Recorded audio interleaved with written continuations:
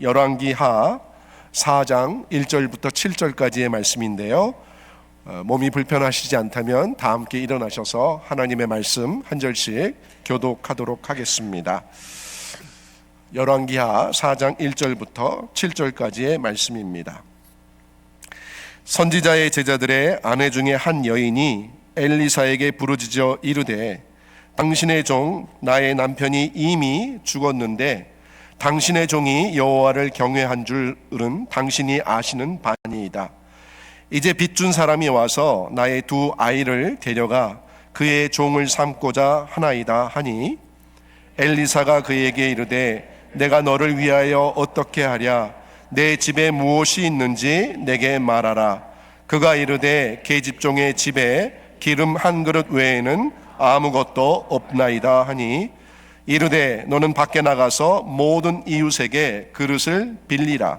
빈 그릇을 빌리되 조금 빌리지 말고 너는 내 두 아들과 함께 가서 문을 닫고 그 모든 그릇에 기름을 부어서 차는 대로 옮겨 놓으라 하니라. 여인이 물러가서 그의 두 아들과 함께 문을 닫은 후에 그들은 그릇을 그에게로 가져오고 그는 부었더니 그릇에 다 찬지라. 여인이 아들에게 이르되 또 그릇을 내게로 가져오라 하니 아들이 이르되 다른 것이 없나이다 하니 기름이 곧 그쳤더라. 함께 읽겠습니다. 그 여인이 하나님의 사람에게 나아가서 말하니 그가 이르되 너는 가서 기름을 팔아 빚을 갚고 남은 것으로 너와 내 두 아들이 생활하라 하였더라. 아멘. 자리에 앉으실 때 우리 송규성 목사님 나오셔서 우리에게 말씀 증거해 주시겠습니다.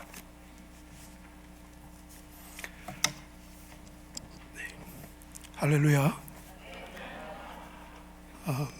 제가 운전하던 중에 참 재미있는 얘기를 들었어요. 어떤 돈이 많은 부자가 뭘 할까 고민하다가 아주 멋지고 속도가 빠른 스포츠카를 하나 사기로 마음먹었습니다. 그리고는 많은 돈을 주고 샀어요. 샀으니까 폼을 내고 한번 달려봐야 되지 않겠어요? 그래서 밖에 나가서 운전을 하는데 한참을 기분 좋게 달려가고 있는데 옆으로 뭐가 쌩 지나가는 겁니다.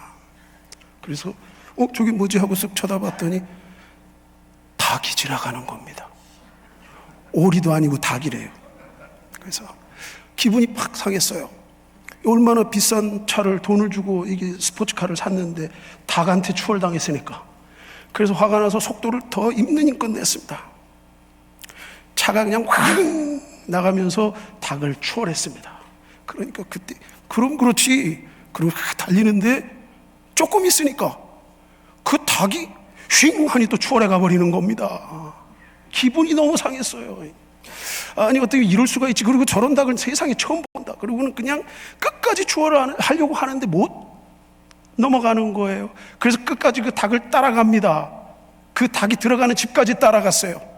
그리고는 차를 세워놓고는 그냥 집으로 쫓아 들어가서 닭 주인을 찾습니다. 만났어요. 그리고는 닭 주인에게 묻습니다. 이미 닭 주인은 왜 온지 알고 있죠? 한두 번이 아니야 이런 일이. 닭 주인에게 이보시오. 어떻게 이런 일이 있을 수 있어요? 압니다. 그 닭 내게 파시오. 가만히 있습니다. 내가 돈을 얼마든지 줄 테니까 그 닭을 내게 팔으라고. 그러자 안 됩니다. 아니 내 있는 돈 다 드릴 테니 그 닭을 내게 주시오. 안 됩니다. 아니 왜 안 된다는 거요? 아니 정이 많이 들어서 그렇소? 아니면 돈이 부족해서 그렇소? 안 됩니다. 아니 이만한 닭을 또 구할 수가 없을 것 같아 그렇소? 왜 안 된다는 거요? 하고 따지자 그 닭 주인이 이렇게 대답하는 겁니다. 뭐라고 했을까요? 나도 못 잡아요.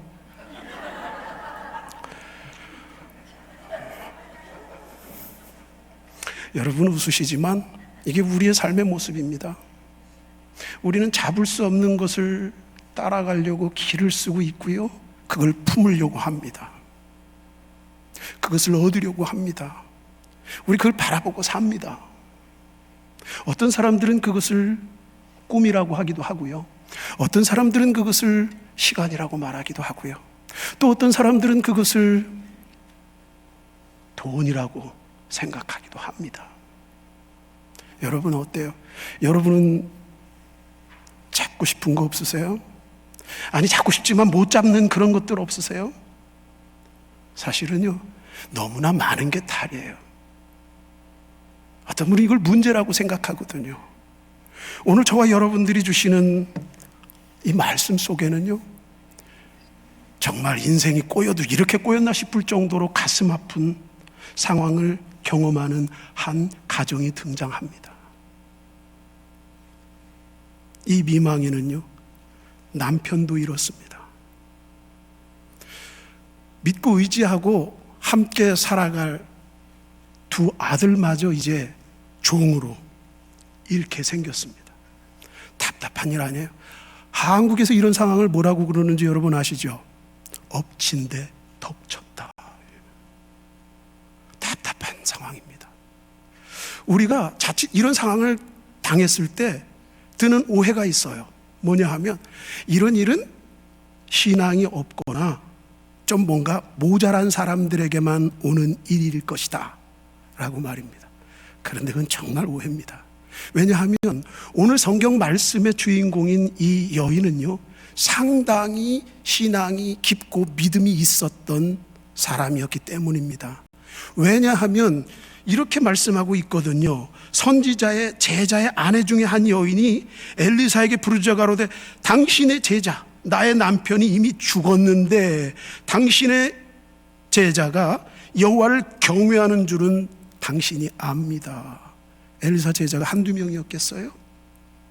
수많은 제자들 가운데 엘리사가 하나님을 경외하는 제자인 줄 알 정도면 상당히 이름 있는 제자였을 거예요.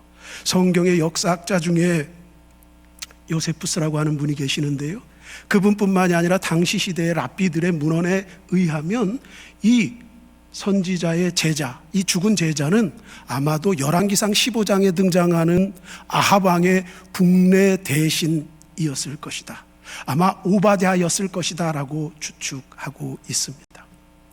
그는 굉장히 하나님을 경외하는 사람이었고 신실한 믿음의 사람이었다는 거예요. 어느 정도였느냐 하면요, 그때 당시에 아마 이스라엘 역사 가운데 이렇게 하나님의 사람들을 핍박하고 못살게 굴었던 사람이 있을까 싶을 정도로 괴롭힌 인물이 하나 있는데, 악독한 여왕이에요. 이세벨. 여러분 잘 아시죠? 그 이세벨이 있을 때였거든요. 이세벨은 하나님을 믿는다는 사람들만 보면 아주 그냥 치를 떨었던 여인이었습니다. 이때 제자들을 100명씩 하루에, 어떤 때는 50명씩 막, 이게 제 얘기가 아니고 성경에 기록된 말씀입니다. 이 오바댜는요, 그렇게 먹이고 입히고 재워주고 얼마나 헌신적이었는지 몰라요. 돈 한두 푼 가지고 되겠어요? 아마 알기로는 이 오바댜라고 하는 이 국내 대신은 상당한 재력가였어요. 이 선지생도는 말이에요. 그런데 자기가 가지고 있었던 재산을 다 쓴 것뿐만이 아니라 주변에 있는 사람들에게 또 돈을 빌려서까지 하나님의 사람들을 돕고 섬기는 일에 헌신했던 것입니다. 이 믿음이 대단했던 사람이죠. 그런데 그만 그가 죽은 거예요. 그런데 단순히 하나님 불러가신 것으로 끝나는 게 아니라 남은 가족들이 위기 앞에, 문제 앞에 부닥치게 된 것이죠. 당시 시대가 무슨 그 복지시설이 분명했거나 뭐 지금처럼 여권이 신장돼 가지고 마음껏 할 수 있는 그런 시기가 아니지 않습니까? 근데 이 여인은 지금 빚까지도 많이 가지고 있는 거예요. 참 답답한 상황입니다. 이때 이 여인이 할 수 있었던 일, 그것은 하나님의 사람인 엘리야를 찾아 나온 것이었습니다. 여러분, 얼마나 아름다운 모습입니까?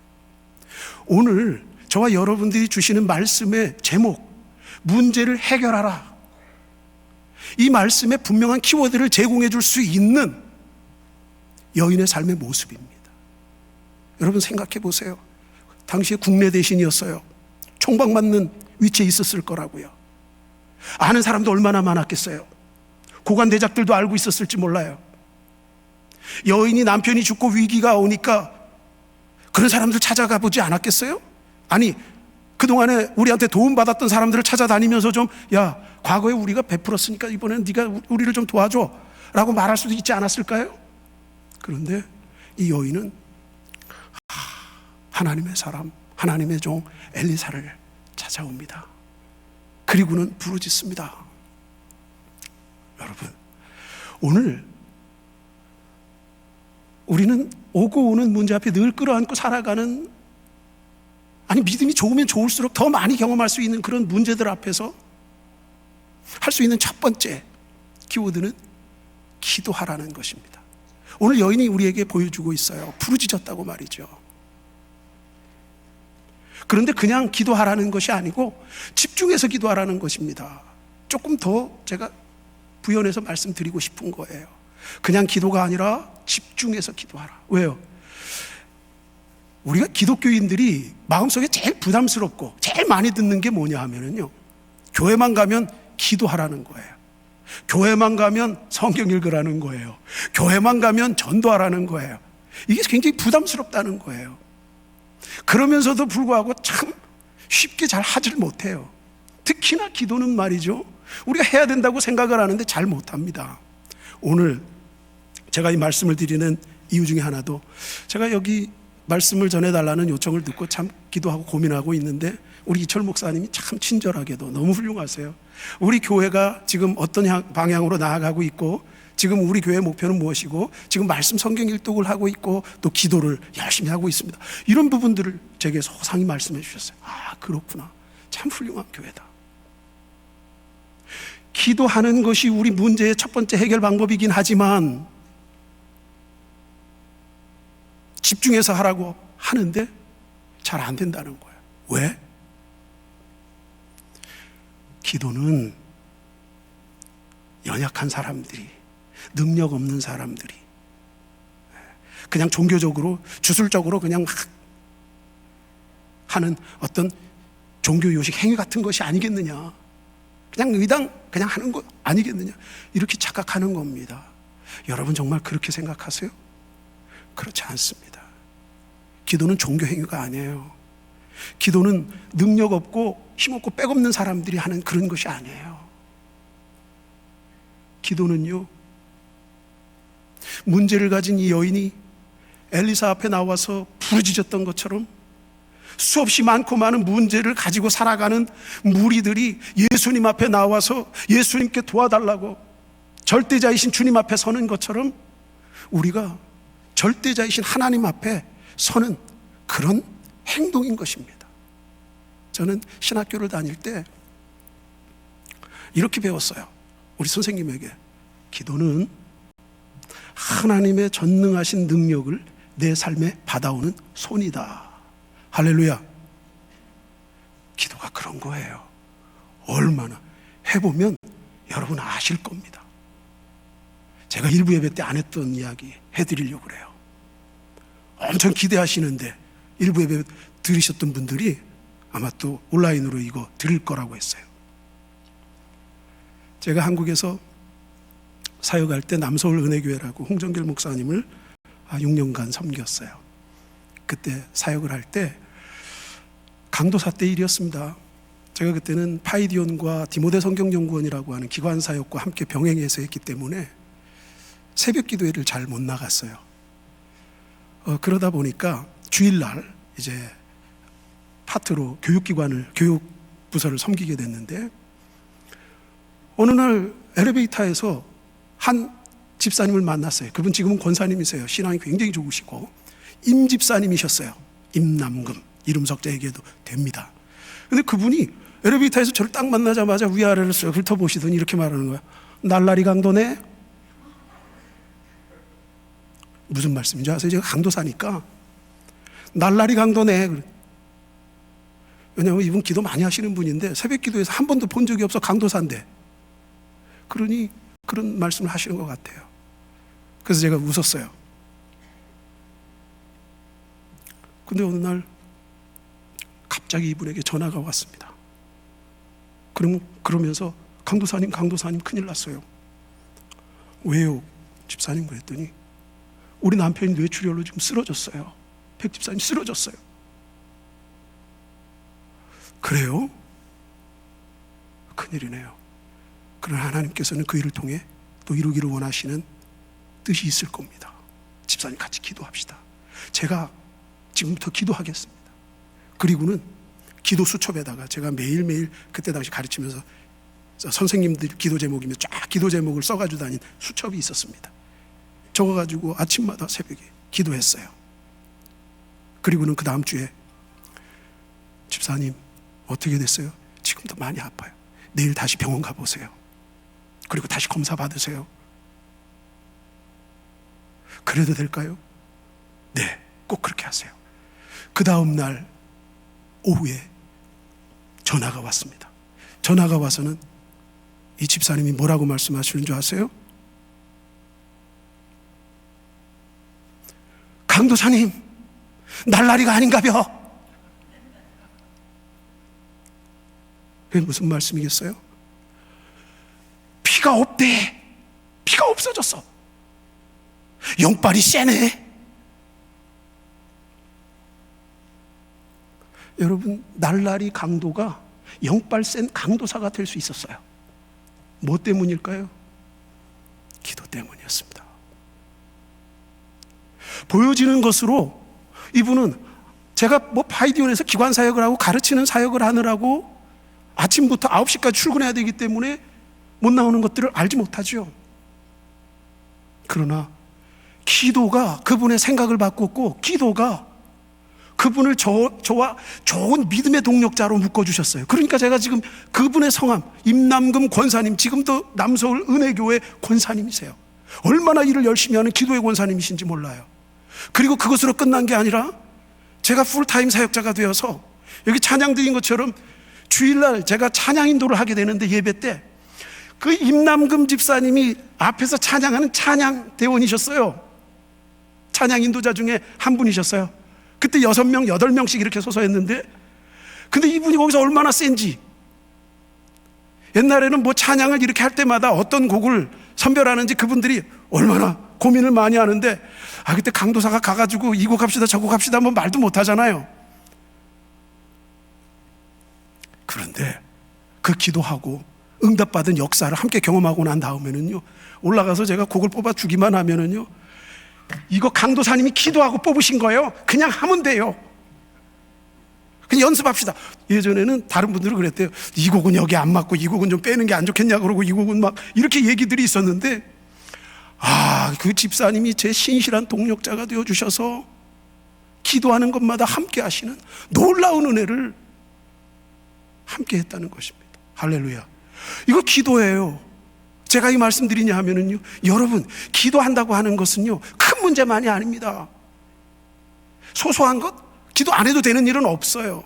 저와 여러분들의 경제적인 문제, 믿음의 문제, 관계의 문제, 사업의 문제, 뭐든지 간에 여러분 앞에 뭔가 닥치면 부르짖어야 합니다. 집중해서 말입니다. 문을 닫고 기도하라고 오늘 엘리사 선생님이 말합니다.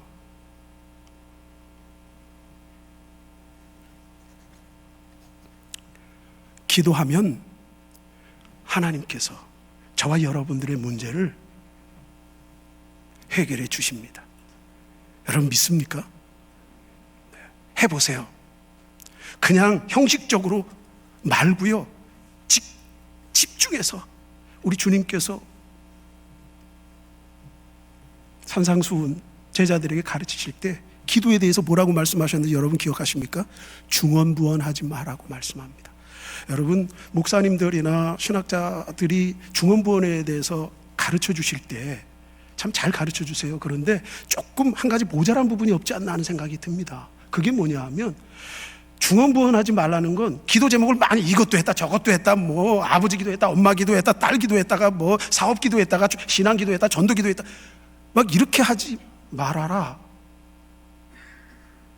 그것도 언어로만 보면 중언부언이라는 말의 의미로 놓고만 보면 그것도 맞는 것 같습니다만은, 제가 볼 때는 그것보다 더 중요한 의미는, 원전의 의미는 저는 이렇게 생각합니다.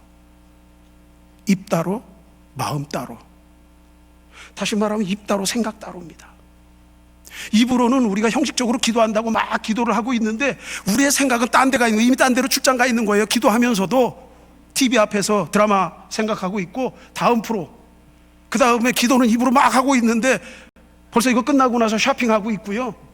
기도는 막 하고 있는데 이미 마음속에 다른 아이들 걱정, 생각, 남편 문제 막, 저는 이게 중언부언이라고 생각합니다. 여러분 그런 분 안 계세요? 아침에는 일부에서 이 말씀드렸더니 막 웃더라고요, 앉아 계신 분들이. 그래서 다 경험이 있으시군요. 네, 그게 중언부언이에요. 그런 기도기 때문에 문제가 해결되지 않는 것입니다. 기적을 경험하지 못하는 거예요. 다양한 것을 놓고 기도한다고 할지라도 집중해서 부르짖는데 딴 생각할 수 있겠습니까? 그래서 부르짖었다고 말씀하고 있는 겁니다.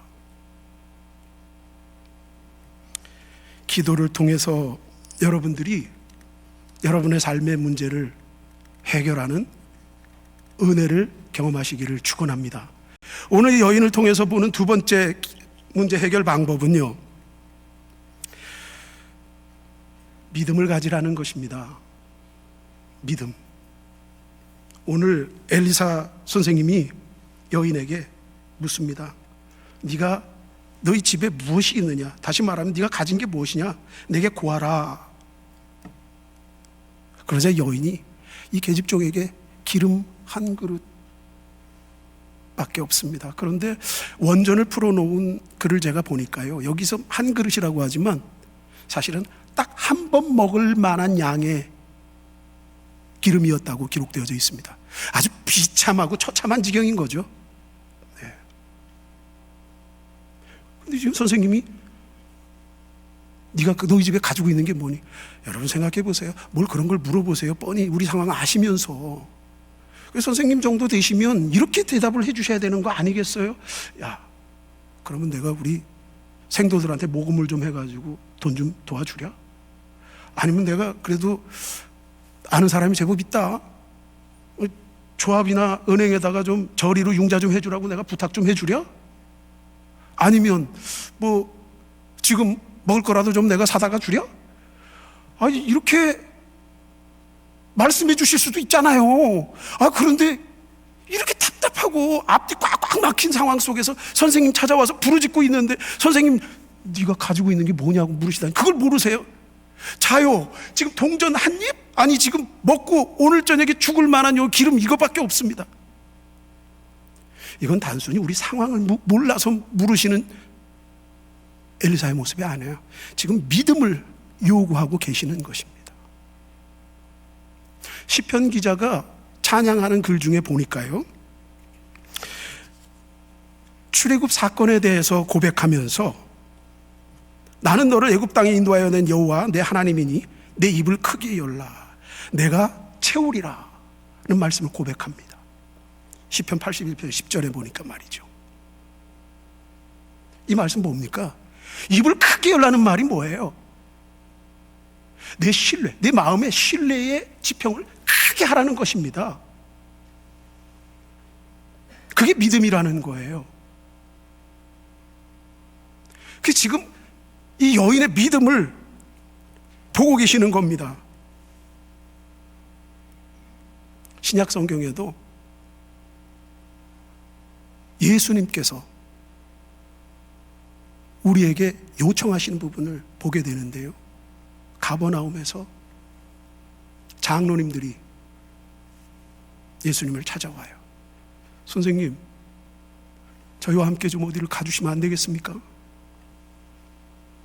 우리 동네에 백부장이 참 훌륭한 사람이 있는데 그가 사랑하는 종 중에 하나가 그만 죽게 됐다는 거예요. 가셔서 좀 고쳐주실 수 없어요? 선생님이 조금 망설이셨는 것 같아요. 뭐 그렇다는 얘기는 없어요. 드라마틱하게. 그랬더니 이 장로들이 그렇게 말하는, 선생님 보통뿐이 아니에요. 믿음이 굉장히 좋고요, 심지어는 자기 재산 가지고 회당까지 지어준 사람이라고요. 그러자 선생님, 그래 훌륭하구나, 가보자. 그리고는 그 백부장의 집으로 종을 고쳐주기 위해서 함께 가십니다. 그런데 어느 만큼 가니까 백부장의 집이 가까워지는 거예요. 그러자 집에 들어가기도 전에 그 집으로부터 쏜살같이 하인들이 뛰어나오면서 스톱 잠깐. 왜? 선생님, 우리 주인이 이렇게 전하라고 했습니다. 선생님, 내 밑에도 종이 있고 하인이 있고 여러 사람들이 있는데 가라고 하면 가고 오라고 하면 옵니다. 선생님, 여기까지입니다. 그곳에서 말씀만 하셔도 내 종이 낫겠습니다. 할렐루야. 그러자 우리 예수님께서 말씀합니다. 야, 내가 이스라엘에, 온 이스라엘에 이만한 믿음을 본 적이 없다. 할렐루야. 여러분, 이 정도는 돼야 되지 않겠습니까? 내가 신앙생활도 잘하고 봉사도 많이 하고 주변에서 사람들이 믿음 좋다고 말하는데 왜 문제 앞에만 서면 시들해지고 고개가 숙여지고, 왜 이렇게 문제만 나를 갖다 따라다니는지 모르겠다고 이렇게 말해서야 되겠습니까? 오늘 말씀에 함께 동참한 여러분, 올레이션스 교회 성도 여러분들은 우리 주님께서, 야, 내가 이 비엔나 지역에, 페어팩스 지역에, 버지니아 지역에, 미주 지역에, 할렐루야, 아멘 좀 하셔야죠. 이만한 믿음을 본 적이 없다 칭찬받는 여러분 되시길 그리스도 이름으로 축원합니다. 그래야 여러분들의 삶의 문제들이 말이죠, 주님과 함께하는 역사가 되는 것입니다. 그렇게 되면 뭐가 돼요? 주님과 함께 여러분들의 문제가 소문이 나는 거예요.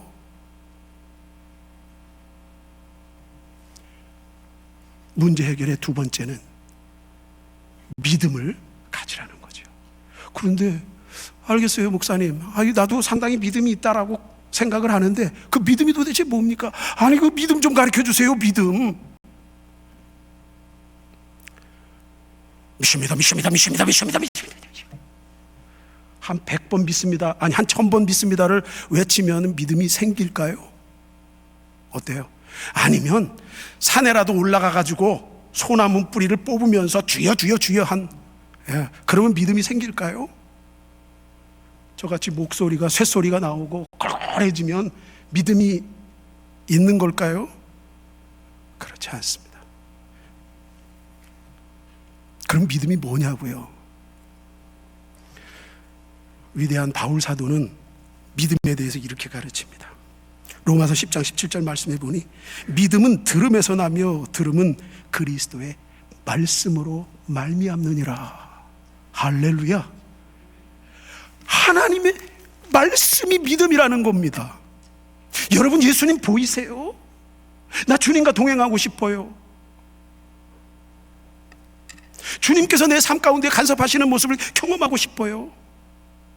주님께서 내 삶의 문제를 해결해 주시는 모습을 경험하고 싶다는 거죠. 근데 주님은 내 눈에 희미하다. 그럼 안 돼요? 아니에요. 요한복음 시작이 뭡니까? 말씀이 육신이 돼요. 올레이션스 교회는 그 주님과 동행하기에 충분한 교회임을 저는 믿습니다. 올해 표어가 말씀과 기도로 새롭게 하소서. 할렐루야. 믿음은 말씀 들음으로 말미암다. 날마다 여러분이 말씀을 암송하고 말씀을 상고함으로 믿음 안에 거하시는 복된 인생 되시기를 축원합니다. 왜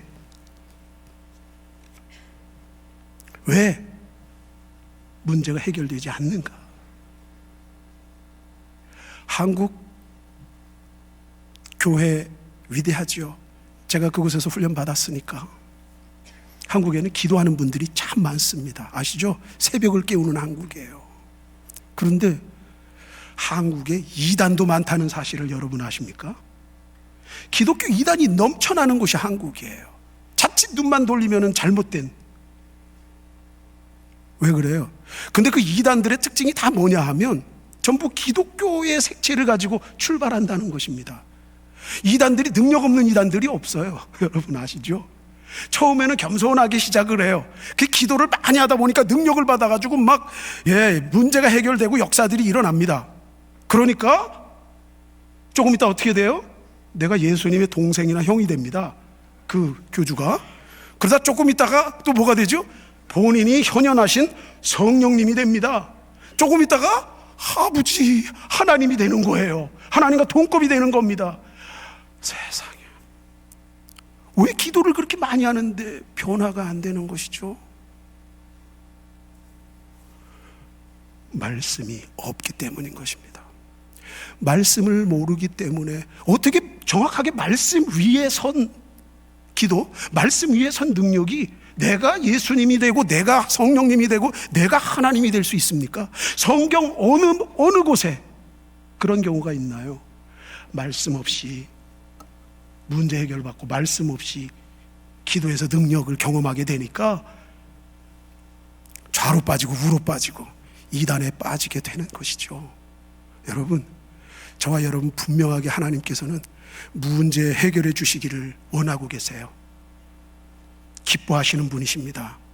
그러기에 오늘 이 여인이 자기 삶의 정말 칠흑 같은 어둠 문제 앞에 엘리사 앞에 나오니까 엘리사가 해결 방법을 알려주는 겁니다. 이제 온 동네에서 그릇을 빌려다가 기름을 부으라. 아니, 한 번 먹고 죽을 만한 그릇, 그 양인데 그걸 그냥 빌려온 그릇에다 부으라고요? 지금 농담하시는 거 아니에요?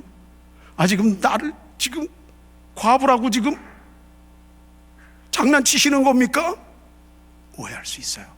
그런데 이 여인은 말이죠, 그 엘리사의 요청을 순종합니다. 마지막 문제 해결의 키워드는 순종에 있다는 것입니다. 내가 생각해도 이게 가능성이 없어 보이지만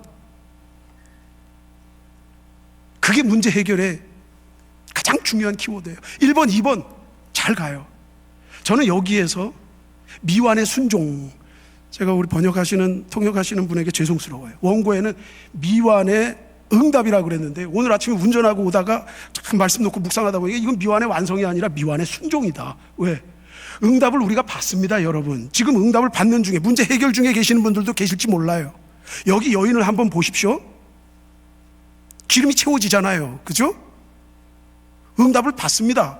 그런데 이게 완성이 아니에요. 문제가 해결되어져 가는 것 같은데 우리가 끝까지 순종하지 못하기 때문에 완벽한 문제 해결의 경험을 하지 못할 때가 참 많습니다. 예수님 앞에 찾아 나온 문둥병자들이 제사장 앞에 가서 보이라고 말할 때 어때요? 끝까지 순종한 사람은 몇 명이죠? 딱 한 명이에요. 주님 앞에 다시. 오늘 이 여인이요, 순종해가지고 그릇에 기름이 가득 채워집니다. 그러고 나서 어떻게 되는 줄 아세요? 이게 굉장히 중요한 포인트예요. 오늘 저와 여러분들이 이 말씀만 가슴에 딱 새기면 우리 앞에 이제 앞으로 문제 극복해 나가는 것은 일도 아니에요. 왜? 이 여인이 온 그릇에 기름을 가득 채운 다음에 다시 엘리사 선생님을 찾아 나옵니다. 다시 엘리사 선생님에게 뭐라고 묻습니까? 선생님, 이제 내가 무엇을 하리까? 어떻게 했으면 좋겠습니까? 이게 무슨 말이죠? 주시니도 여호와시고 채우시니도 여호와시니 부르시니도 여호와시니 이걸 어떻게 하겠다고요? 주의 뜻대로 사용하길 원하나이다. 할렐루야. 이런 믿음, 이런 순종이 어디에 있습니까, 여러분? 보통 저와 여러분 같으면 어떡하겠어요? 야, 하나님께서 내게 응답 주셨다. 기름통에 기름이 찰찰찰 넘치는 거 봐라. 채워주신 거 봐라. 얘들아, 이거 빨리 나가서 팔자. 그리고 빚부터 갚자. 그리고 우리 그랬으면 어떻게 됐을까요? 그걸로 끝난 거예요. 그렇죠? 그러나 다시 하나님 앞에 묻습니다. 응답 주신 하나님, 이 응답도 하나님께로부터 온 줄 믿사오니, 문제 해결도 하나님께서 주신 믿사오니, 하나님 이제 이후로 어떻게 하면 좋겠습니까? 어떻게 해야 할까요? 엘리사는 그곳에서 이렇게 고백합니다. 몰라서가 아니에요. 갖다 팔아서 뭐 하라고요? 빚부터 갚아라. 아는 문제죠. 그 다음에는요, 앞으로 너희가 살아갈 때 필요한 것들을 공급받으라. 할렐루야. 끝까지 책임져 주시는 우리 하나님에 대하여 선포하고 계시는 거예요. 왜 우리는 문제를 해결한다고, 아니 해결됐다라고 말하면서 코앞만 보고 지금 뭔가 면피돼서 면난 가는 것 같지만 완전히 해결이 안 됐어. 이거 되면 좋을 것 같은데 그게 됐어요. 그런데 그 다음에는 또 안 하니까 또 문제가 와. 더 큰 문제가 오고 또 문제가. 그러니까 우리는 계속해서 문제 굴레 속에 쳇바퀴 돌듯이 완벽하게 해결되지 못한 문제를 안고 살아가는 것입니다. 여러분이 이런 모습이라면 꼭 기억하시길 바랍니다. 뭘 기억해야 할까요? 미완의 순종을 완성하자. 할렐루야. 아직까지 내가 하나님께서 원하시고 하나님께서 나를 향해 주신 말씀을 내가 순종하지 못한 것은 없는지, 중간에 도망가 버리진 않았는지 응답 오는 것 같으니까 이미 주님 앞에 나와서 기도하, 주여 이번 문제를 해결해 주시면 내가 하나님 앞에 이렇게 하고 이렇게 순종하겠습니다 그래 놓고는 조금 하는데 다가 이미 딴 길로 또 빠지죠. 겹길로. 우리의 연약한 모습입니다. 끝까지 순종해야 합니다. 그래야 우리 주님, 저와 여러분들 삶의 문제를 완벽하게 해결해 주세요. 저는 우리 주님께서 누구보다도 저와 여러분들의 삶의 모델이 되시고 문제 해결에도 예수님처럼 완벽한 분이 어디 있으세요? 그죠? 여러분, 우리 예수님께서 기도하셨어요. 전지전능하신 그분이. 그렇죠? 예수님처럼 바쁜 분이 어디 있어요? 수많은 사람들이 예수님 가는 곳마다 인산인해로 따라다녔는데, 그런데 그런 그들과 함께 하셨을 때에도 불구하고 한적한 곳에 가셔서 기도하셨다고 성경에 기록되어져 있죠. 주님 기도하심으로 하나님과 교제하셔서 하나님 앞에 서셨어요. 늘 믿음을 강조하셨죠. 예수님께서, 여러분 한번 보실래요? 잘 생각해 보세요. 예수님께서 이 땅에 오셨어요. 그분은 전능하신 하나님이세요. 그분은 말씀이세요. 그런데 인카네이션, 성육신으로 오셨어요. 이거 순종입니까 아닙니까? 순종이에요. 이미 순종하셨어요. 절반 순종하셨어요. 그게 다라고 해도 과언은 아니에요. 그렇잖아요. 그런데 예수님 기도하시면서 하나님 앞에 또 묻습니다. 아버지여, 십자가 앞에서 기도하시는 거예요. 할 수만 있다면 이 잔을 내게서 옮겨주시옵소서. 얼마나 고통스러우셨으면 그러시겠어요. 여러분 상상해 보셨어요? 피하고 싶은 거예요. 그런데 이렇게 고백하십니다. 하지만 아버지 뜻대로 되기를 원하나이다. 할렐루야. 끝까지 순종하시는 거예요. 어떻게 해요? 십자가에서 죽기까지. 할렐루야. 그러셨기 때문에 예수님은 십자가에서 마지막 말씀으로 내가 다 이루었다. 할렐루야. 예수님만이 하실 수 있는 고백. 완벽하게 인간의 인류의 모든 문제를 해결하신 예수님, 끝까지 순종하심으로 저와 여러분, 우리 주님께서, 자, 결론을 낼 텐데요. 한번 그림 한번 보여주세요. 이미지. 저는 그 신문에서 이걸 봤어요. 근데 이것을 보면서 마음에 감동이 쿵클하게 올라왔어요. 어떤 감동이 올라왔냐면요, 아마 지난달에 그 굉장히 화두가 됐던 것은 카타르 카타르 맞죠? 아시아컵 축구 대회. 이게 아마 8강전의 그 장면인 것 같습니다. 연장전까지 갔는데도 승부가 나지 않죠. 피를 말리는 현장이었던 것 같아요. 손흥민 선수가 프리킥을 얻었다고 합니다. 저는 뭐 그렇게 축구를 좋아하는 사람은 아니라 잘 보지는 않습니다만은, 그런데 지금 축구를 차기 전에 참 희한한 장면이, 이거 자주 나오는 장면은 아니랍니다. 앞에 우리 선수들이 무릎을 꿇고 지금 저러고 있어요. 뒤에 서 있습니다. 손흥민이 볼을 차야 합니다. 왜 무릎을 꿇었느냐 하면은요, 키퍼의 시야를 가리고, 이게 실제 과학적인 자세랍니다. 그래서 키퍼가 반 박자, 한 박자도 아니야, 반 박자만 늦게 반응해도 골이 들어간다는 겁니다.